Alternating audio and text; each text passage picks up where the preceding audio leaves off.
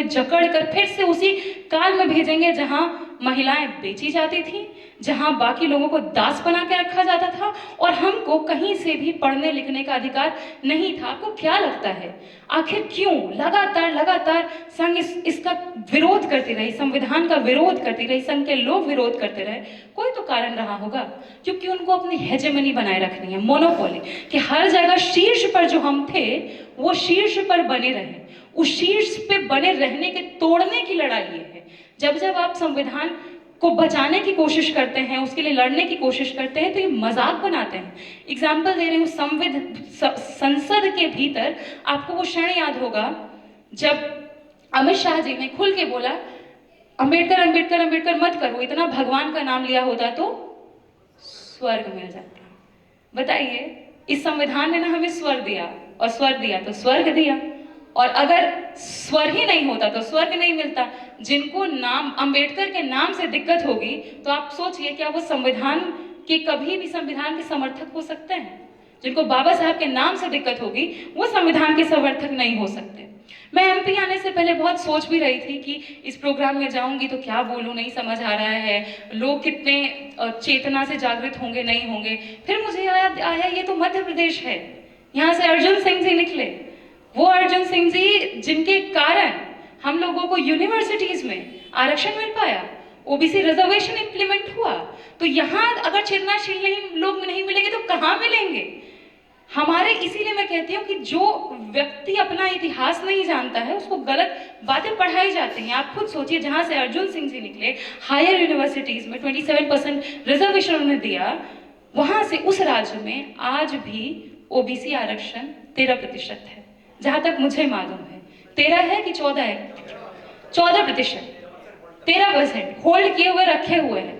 आप जहां तक मुझे मालूम है कि कांग्रेस की सरकार भी आई थी उसको लागू करवाने के लिए थी, पर कुछ लोग फिर कोर्ट चले गए और उसको होल्ड करवा दिया। अब सवाल ये उठता है कि आप जाइए, जाके जरा खोज के आइए, जो होल्ड करवा के आया है कोई मुसलमान है क्या? देख के आइए, जो लोग मंडल कमीशन का भी विरोध किए, क्या कोई मुसलमान विरोध कर रहा था क्या? क्योंकि मंडल कमीशन में तो सारे जो पिछड़े मुसलमान हैं, हिंदू जो पिछड़े हैं, सबको उसने बांधा। कौन लोग विरोध कर रहे हैं, किनको हमारे अधिकारों से दिक्कत है, ये हमें समझने की जरूरत है। इसीलिए आज भी ये आपके ऊपर थोप रहे हैं, ये कहते हैं देखो मैंने पिछड़ा मुख्यमंत्री दे दिया। पर सवाल तो ये है ना, क्या ये पिछड़ा मुख्यमंत्री पिछड़ों के अधिकारों के साथ खड़ा है? अगर खड़ा होता तो 27% आरक्षण तो लागू हो गया होता, पर आज तक लागू नहीं हो पाया। इसका मतलब है कि ये संविधान विरोधी है, कभी संविधान के समर्थक नहीं हो सकते। ये वही महाराष्ट्र, ये वही मध्य प्रदेश की धरती है जहां पर लोहिया जी ने एक नारा दिया था, रानी बनाम मेहता रानी का नारा। ग्वालियर में जब चुनाव लड़ा गया था तो उन्होंने सुक्खू रानी को वहां खड़ा किया और बोला कि रानी के विपरीत में मेहता रानी जिसको मान के रखा गया है वो खड़ी होगी, तब असल में संविधान की जीत होगी, लोकतंत्र की जीत होगी। तो ऐसे मैसेजेस हमको तो मध्य प्रदेश में देखने को मिले हैं। इसीलिए मैं महिलाओं से भी बार बार कहती हूँ, क्योंकि कई लोग ऐसा कह देते हैं, अरे देखिए महिलाएं राजनीतिक तौर पर जागृत नहीं है, पर यहाँ देखिए यहाँ भी पुरुषों की संख्या ऑब्वियसली बहुत ज्यादा है, महिलाएं संख्या में बहुत कम है। पर सवाल ये है कि महिलाएं अगर यहाँ कम है तो क्यों है? क्या ये महिलाएं अपने कारण कम हैं, या फिर अगर हमको सिक्योरिटी का भाव नहीं मिल रहा है, कंफर्ट का भाव नहीं मिल रहा है, या हमको थोड़ा बहुत कहते हैं ना कि असहज महसूस हो रहा है, तो हम यहाँ नहीं हैं। कहा जाता है देखिए ये बाबाओं के पास जाती है महिलाएं, संविधान सभाओं में नहीं जाती हैं, जहाँ संविधान पर चर्चा होती है वहाँ नहीं जाती हैं। बात है कि क्या हमने स्पेसेस तैयार किए हैं इसके लिए कि वहाँ पे जाकर कंफर्टेबल हो वहाँ। और दूसरी बात कि आज भी देश में संविधान लागू होने के बावजूद रिसेंट रिपोर्ट आया 45% लड़कियां स्कूल नहीं जाती, मतलब आधी आबादी की आधी आबादी स्कूल ही नहीं जा रही है। अब अगर वो स्कूल नहीं पहुंच पा रही तो वो कहाँ लैंड करेगी, मतलब कहाँ जाएंगे भविष्य में? अगर पढ़ी लिखी नहीं होगी इसका मतलब है कि वो होम मेकर बन के रह जाएंगी, घरों में कैद होकर रह जाएंगी, झाड़ू पोछा बर्तन वहीं तक रह जाएंगी। क्योंकि शिक्षित होंगी तब ना रोजगार लेंगी, वर्कफोर्स पार्टिसिपेशन में भी वो बढ़ेंगी, शिक्षा मिलेगा नहीं तो वहीं रह जाएंगी। अब वहीं रह गई तो उनको अपने मौके क्या दिए घरों से बाहर निकलने के? कोई पुरुष का बहुत बड़ा दोस्ती का क्लब होता है, बहुत सारे दोस्त है, बाहर गए चाय पे चर्चा कर रहे हैं, बैठे हुए घंटा 2 घंटा हो गया, कहीं कहीं पॉलिटिकल सेमिनार है वहां भी चले गए, सामाजिक आंदोलन है उसका भी हिस्सा हो गए। महिलाओं को ये सारे, जो कहते हैं कि ये सारे अधिकार हैं कागजों पर वहाँ मौजूद हो पाते हैं क्या? बात यह है कि हम जब संविधान की कल्पना की गई थी तो वो सारा का सारा आइडियाज ही लिया गया था हमारे जितने ज्योतिबा फुले हैं, सावित्रीबाई फुले हैं, फातिमा शेख हैं, सभी लोगों से, पेरियार है, बाबा साहब ने जो भी कल्पना ली वहां से उठाई कि महिलाएं, इसीलिए तो बाबा साहब बार बार कहते थे कि मैं किसी भी समाज की प्रगति इस बात से मापता हूँ कि वहाँ की महिलाओं ने कितनी प्रगति की है। तो इसीलिए जब भी हम ये कहेंगे कि इन सभाओं में महिलाएं क्यों नहीं आ रही हैं, तो हमको ये भी देखने की जरूरत है कि क्या हम महिलाओं को सेफ कंफर्टेबल माहौल दे पा रहे हैं, क्या हम उनको एक अवसर दे पा रहे हैं कि उनकी भी दोस्ती हो, वो बाहर जाए, वो भी चाय की टपरियों पर बैठ पाए जैसे पुरुष बैठते हैं। क्या हमने ऐसा माहौल बनाया है?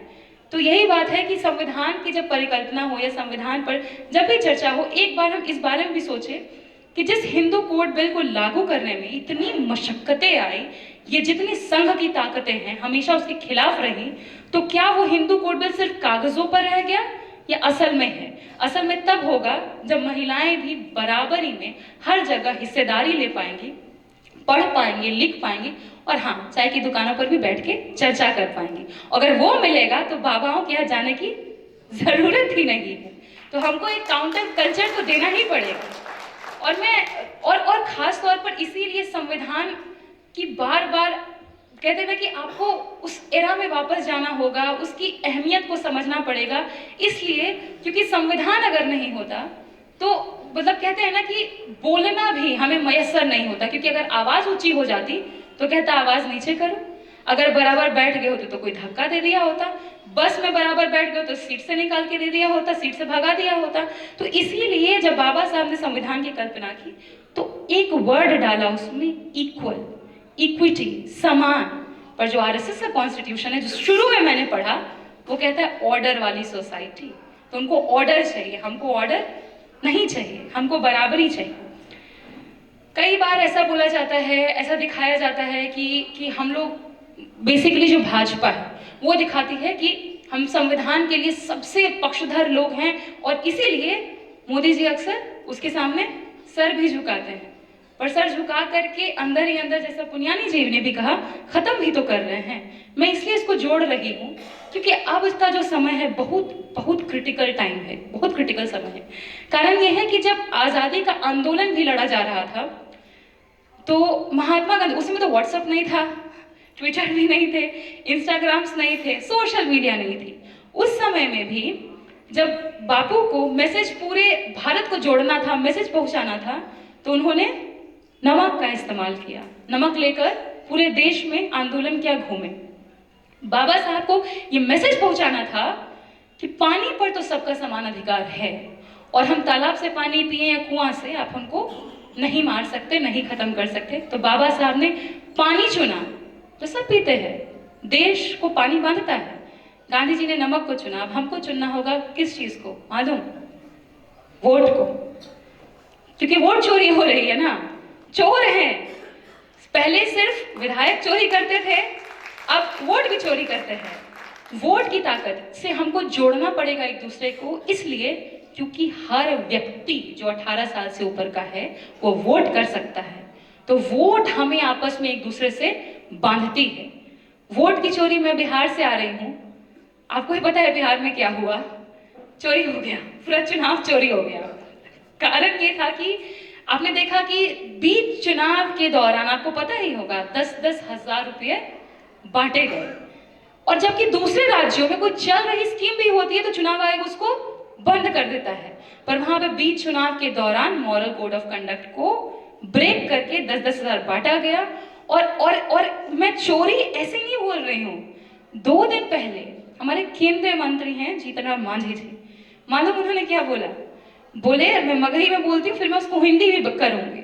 उन्होंने ये कहा, एक विधानसभा का वो जिक्र करके, एक विधायक का जिक्र करके कह रहे थे, वो हमरा कहलखिन हल कि 2700 वोट से हार लिए है, तो हम उनका कहलिए कि हम फोन कर देंगे डीएम के, वो जितवा देते हूँ।